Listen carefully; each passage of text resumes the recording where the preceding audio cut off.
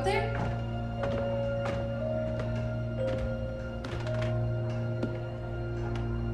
Are you all right? We're ready for you to cut the cake. Wow, these are incredible. Yes, it was an incredible time. You looked very handsome in that uniform. That's not me, that's Matteo. Oh, of course. I'm sorry, Dad. Take as long as you need. No, it's okay, Tesoro. It's time I told you what happened to him. It was during our last battle together, just a few days after our 21st birthday. My brother's battalion had been ordered to capture a fort deep into enemy territory. I wasn't going with him. I was part of a special unit with a different mission. Our task was to support Matteo's battalion.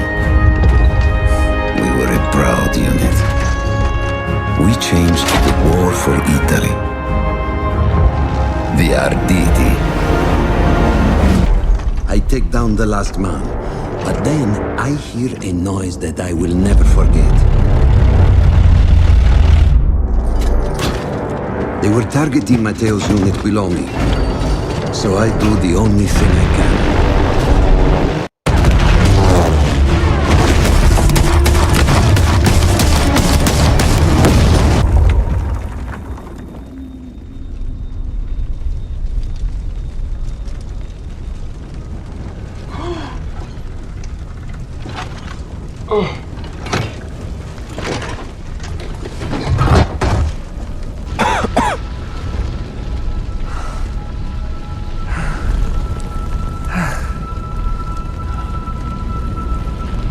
When I got up, I thought I had died and gone to hell.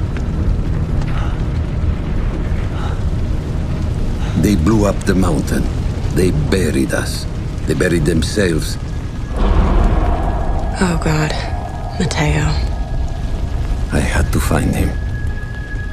So I went down into that hell. I'd almost stopped looking. Started giving in to the hope that Matteo had escaped. And then... No! No! You...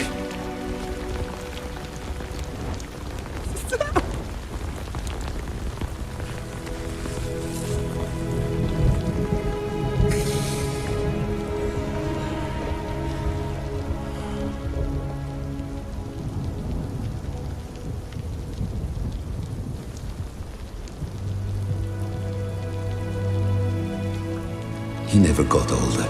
He never got older. He never got older. And here I am still. And here I am still. And here I am still. Who decides such things? Who decides such things? Who decides such things? Who decides such things?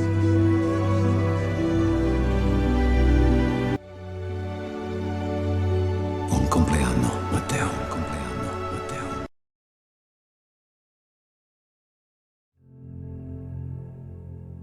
In a realm shrouded in mystery, a figure found himself lost. Teetering on the edge of life and the afterlife, his path led him to an ancient tunnel, a symbol of emotional darkness and life's struggles. This tunnel, carved from granite and described as dull, mirrored his inner turmoil, a journey through a period of profound darkness. The structure's origins traced back to the Titanic War, a legendary conflict from a time when titans and gods clashed. This tunnel, a remnant of such colossal battles, stood as a testament to the relentless nature of human strife, linking the past and the present in a timeless narrative of conflict and resilience. In a quiet, dark tunnel, our character suddenly hears something. This sound and all that silence makes him really tensed. He is deep in thought, but then feels a strong need to check out what's going on. He reaches out, trying to figure out if there's someone or something nearby. Suddenly, something shocks him and he jumps, scared. Then he stares hard at what's in front of him, recognizing it. It's not just a casual look. He knows this thing or person, which makes this whole moment a lot more meaningful and personal. In the poem, Distressful blends sorrow with blessing. We see a man, free from hatred, offering a forgiving gesture. This man, once the protagonist's victim, reveals a tragic past. Now both deceased, they meet in the afterlife, where the victim forgives his killer. This transforms their enmity into friendship, hinting at mutual betrayal by a leader they once followed. Sullen in the poem hints at sadness, but smiles paradoxically signal death. The speaker understands they're both dead from these smiles. The term hell is unclear, perhaps meaning actual hell or symbolizing the tragedies of war. With 1,000 fears that Vision's face was graying, yet no blood reached there from the upper ground, and no guns thumped or down the flues made moan. The poem describes the victim's face as etched with fear. Visions imply ghostly, dreamlike faces, and grained underscores the deep impact of fear and pain. Despite no visible violence or battlefield, there's an air of sadness. It suggests suffering persists beyond death or danger. The quiet, thumped sound contrasts with a sad flute melody, adding to the eerie atmosphere. Strange friend, I said, here's no cause to mourn. None, said that other, save the undone years, the hopelessness, whatever hope is yours.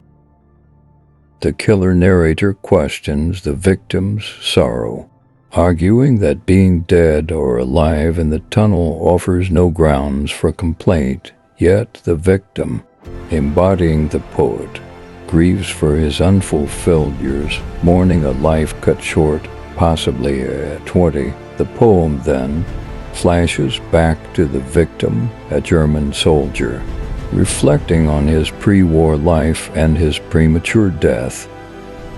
The poem reflects on the inescapability of modern warfare, likening it to a general rule that no one dares to break.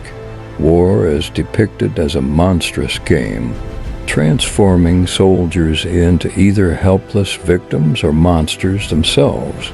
This war, though known to be destructive and senseless, is a complex part of modern life, and all are compelled to participate.